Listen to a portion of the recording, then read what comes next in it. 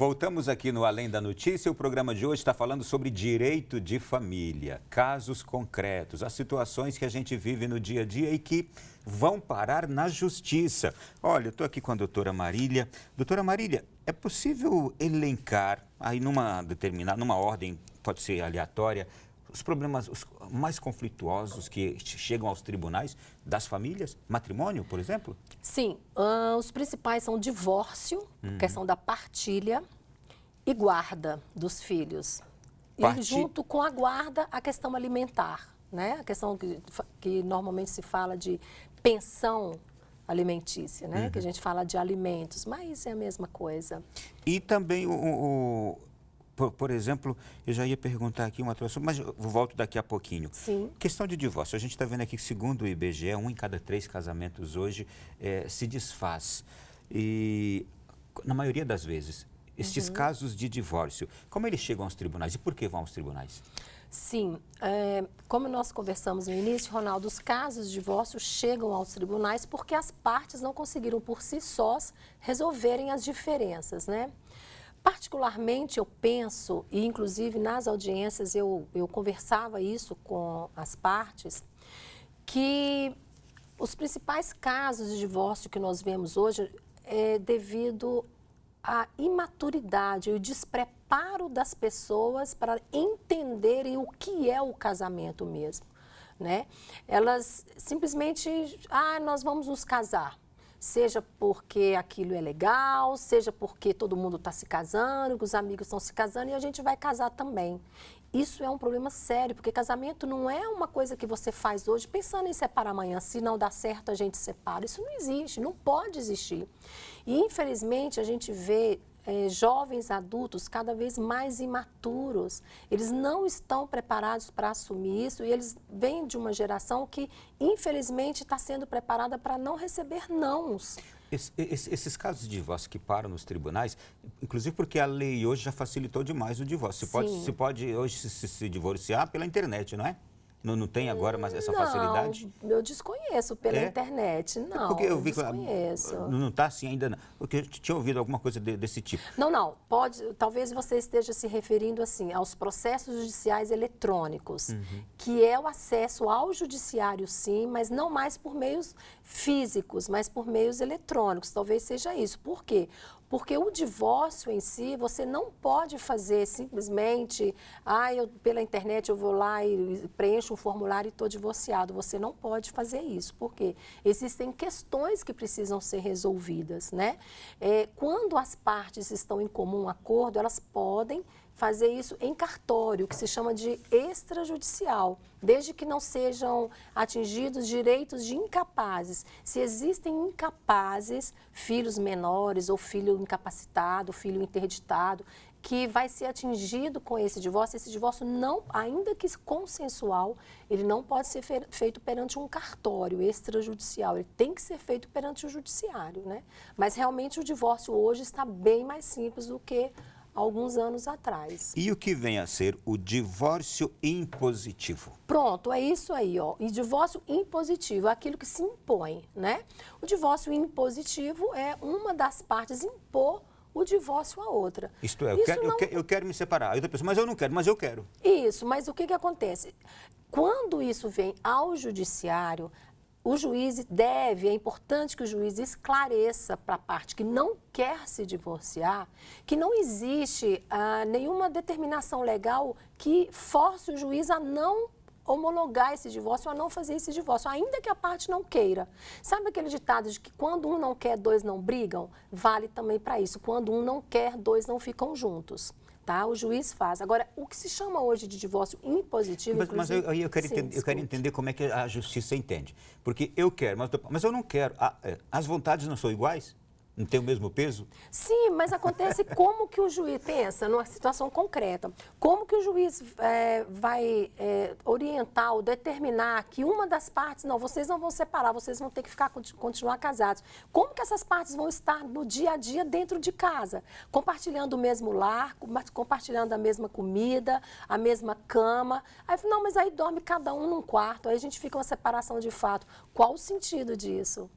Em termos de família, a família já está destruída. Então, assim, tecnicamente, não existe como o juiz falar, não, já que ela não quer ou ele não quer se divorciar, nós não podemos fazer esse divórcio. Não, o juiz faz sim o divórcio. Explica, inclusive, para a parte, eu entendo que você não queira o divórcio, mas não existe, pensa, inclusive coloca claramente essa situação, como que vocês dois vão continuar convivendo dentro da mesma casa, porque você não quer, mas o outro quer, ou a outra pessoa quer, né? Então, o juiz esclarece isso e não há como o juiz não decretar o divórcio. Na verdade, não é nem homologar, porque homologar é quando as partes vêm consensualmente, fazem um acordo de divórcio. E já chegou para a senhora o contrário, por exemplo, um casal divorciado que quer retomar o casamento? Sim, já, e é bem interessante, já houve na minha vara, eu penso que 2 casos assim, e o que a gente, por quê, Ronaldo? As partes, às vezes, afoitamente ajuizam o processo de divórcio e, particularmente na minha vara, com 3, 4 dias esse processo estava finalizado, homologado, sabe? Porque nós trabalhávamos assim, procurávamos sempre trabalhar com muita agilidade, né? Para uma prestação jurisdicional bem rápida e objetiva e sempre precisa.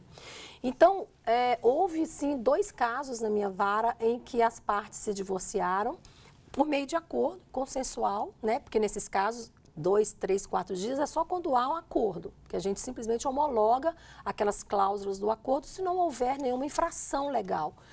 E aí, o processo foi ajuizado, rapidamente nós conseguimos despachar o processo foi ao Ministério Público, o Ministério Público verificou que todas as cláusulas também estavam corretas, não infringia nada, nenhuma norma legal, não atingia direito dos menores e nós homologamos imediatamente. 4 dias depois, a advogada peticiona dizendo que estava querendo desistir do processo. Só que é o seguinte, Ronaldo, uma vez divorciado, você não tem como reverter esse divórcio. Como que o casal pode fazer então, doutora? Eles vão ao processo de casamento. Novamente, eles se casam novamente. Sim, eles se casam novamente. Não existe ex-divórcio. E, né? e neste caso o casamento é ali também no tribunal? Não, não. Aí eles vão ao cartório como um casal normal. Eles vão ao cartório casar Então, normal. uma vez divorciados, não tem mais o que fazer. Aí agora, se querem voltar atrás, vão se casar de novo, Vão se casar de novo, exatamente. Ou manter a união estável, se eles assim o quiserem. Né? Mas reverter aquele divórcio não tem como. Não tem. A senhora tocou num ponto aqui que existe alguma diferença, além do nosso entendimento, entre casamento e união estável?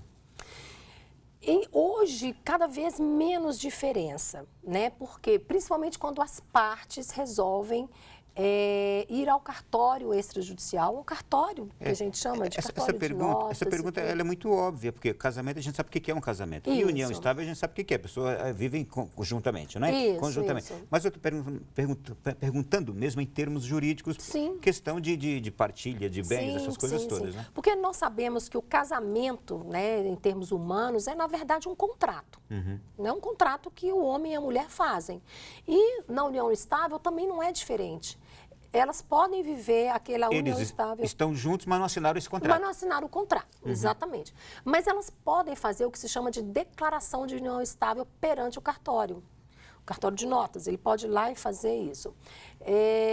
O que acontece? Hoje existe na legislação, existe uma proteção dessa companheira, desse companheiro, que não existia outrora, né? Porque o objetivo era sempre proteger a família formada por homem e mulher. Mas com a inovação do Código, e como eu disse no início, né, os fatos antecedem o direito, quantas uniões estáveis, ou antigamente se chamava até concubinato, né, quantas uniões estáveis nós tínhamos conhecimento. Então, o direito veio para regulamentar esses fatos que aconteciam no mundo, na vida social. Então, a união estável, hoje, o companheiro, a companheira, ela tem direitos muito semelhantes, quase, assim, minimamente diferente de uma pessoa casada. No Nordeste se falava amigado. Amigado, é isso aí. Doutora, existe perante a justiça algum impedimento para alguém não se casar? Sim, existe impedimento, começa pela idade. né? Precisa o que se chama de idade núbil. Quando não se tem essa idade, precisa de uma autorização dos pais, e quando os pais não dão essa autorização, é necessário que o juiz supra essa autorização paterna ou materna, desde que justificado, né, exatamente por que a necessidade do casamento, por que o pai não quer dar aquela autorização, por que a mãe não quer dar aquela autorização. Você está falando de idade mínima. Idade mínima. Outro impedimento é o fato de das duas partes já ser casada. Não pode, porque o nosso país é um país que adota a monogamia. Você só pode casar uma vez. Então, se você casa mais de uma vez, inclusive, isso é crime. Ele não pode, então é um impedimento também, o casamento. Existe gente por aí pleiteando a poligamia, não é? Infelizmente, né? E já vi, acho que diante da justiça não existe nenhum caso específico. De casamento não, Ronaldo, mas infelizmente nós temos percebido a existência de uniões estáveis paralelas, sabe? Às vezes a pessoa é casada e mantém aí sim se chama concubinato, ou uma pessoa que vive união estável com mesmas pessoas. Ronaldo, é tão interessante, eu já peguei um caso em que uma pessoa veio sustentar uma união estável com um homem e a mulher veio para dizer que, assim, realmente eles viviam os três na mesma casa e é uma situação assim que pra gente, né, é uma coisa assim muito diferente. Eu falo assim, como que uma mulher vai aceitar? E não estou dizendo de mulheres com 100 anos, com 90 anos, de décadas passadas, não. Infelizmente, isso realmente não são casos raros, não. Acho que existe como uma certa... Eu penso que em alguns estados, em algumas cidades, né, do Brasil... Regiões do Brasil, isso seja mais comum. Até mesmo pela cultura, né, do que se vive ainda. Eu não saberia dizer onde seria mais comum. E eu diria assim, talvez comum pela cultura antiga e talvez comum hoje pela cultura nova, moderna que está aí. Exatamente. Infelizmente. Então a gente tem um encontro de duas culturas aí que parecem entenderem que isso é permitido, é legal, não sei. Eu penso que antigamente, vamos dizer, na cultura antiga, era pelo fato de que a mulher, ela tinha menos voz, ela poderia opinar menos. Então, o fato de um homem, de um marido ter uma companheira fora, companheira não no sentido técnico da palavra, né? Uma mulher fora, uma concubina fora, era importante que a mulher abafasse essa situação, porque ela tinha que se submeter ao marido, até por uma questão financeira, moral, né?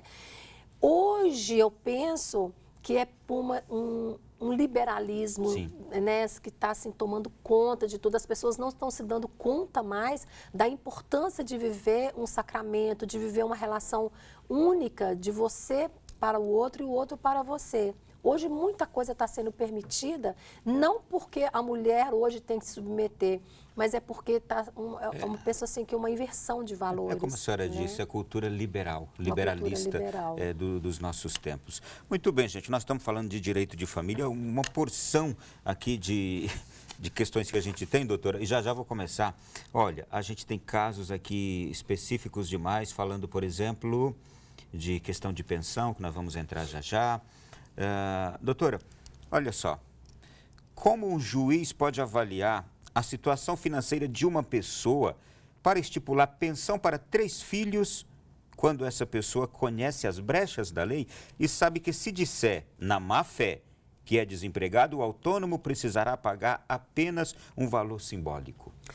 Ronaldo, a prova em questão alimentar, ela é basicamente uma prova documental, sabe? A lei determina ou estipula um percentual para que sejam fixados os alimentos? Não existe. A lei fala em proporcionalidade, em capacidade do alimentante, a necessidade do alimentado, que no caso, se tratando de filhos, né, são os menores. Mas não existe um índice, 10%, 15%, 12%, as pessoas confundem muito isso. Isso é muito importante ficar claro. A lei não determina qual é o percentual. Muitas vezes as pessoas chegam, às vezes as mulheres chegam e falam assim, eu quero 30% porque a lei me fala que é 30. E às vezes o homem chega e fala assim, não, eu tenho que pagar só 15. Eu já fiquei sabendo que é só 15. Outro dia eu vi aí na televisão que eu tenho que pagar só 15. Não existe isso, não existe. O que o juiz analisa? A capacidade da parte que vai pagar e a necessidade de quem vai receber. Só quem paga pensão é homem ou mulher pode pagar pensão para o homem também? Não. Isto é, a mulher pode pagar pensão também? Pode. Se os filhos estão com... A guarda dos filhos está com o homem, a mulher tem a obrigação de pagar. Tem. E isso aí não é raro, não, sabe? É possível, sim, a mulher pagar. Mas aí, voltando à sua pergunta, né? Como que o juiz faz para aferir essa capacidade? Eu vou dizer para você que é muito difícil. Por quê? Porque se a prova documental trazida pela parte não é forte o suficiente para convencer o juiz de que a outra parte, no caso o alimentante, tem uma capacidade maior de pagar do que aquela que ele está alegando, ao juiz fica muito difícil decidir. Nós nos valemos normalmente por meio de quê? Testemunhas. Nós nos valemos de testemunhas que conhecem o casal ou que conhecem a situação financeira da outra pessoa, né? Porque se você imagina, a pessoa fala que ela não tem capacidade nenhuma de pagar, mas ela vive no Facebook viajando para praia, viajando para a Europa, para os Estados Unidos. É uma gastona, aquela pessoa é uma gastona. Não é? Quem é que está pagando aquilo? Ele tem que provar para o juiz que, na verdade, aquelas viagens ali foram subsidiadas por um terceiro. E quem é esse terceiro? É a atual namorada, é pai, é a mãe. Ele tem que me fazer essa prova robusta, porque hoje em dia eu falo até que as mídias sociais estão aí contra a própria pessoa, né? Porque hoje as pessoas têm mania de ficar postando tudo que ela faz, todo lugar onde ela vai. E isso pode ser usado contra ela. Se as pessoas tivessem um pouquinho mais de cuidado com a sua privacidade, certamente ela não teria esse problema. Então, o juiz se vale hoje, inclusive, das questões das mídias sociais. Um montão de questões aqui sobre família, direito de família. Estamos tratando com a doutora Marília Vasconcelos Ribeiro, juíza de direito de família recém-aposentada. Olha, faz tão pouco tempo, só podia ter continuado, olha só. Mas vamos lá, já a gente volta na sequência aqui do nosso programa Além da Notícia. Ainda com essas questões todas, tem um montão de perguntas.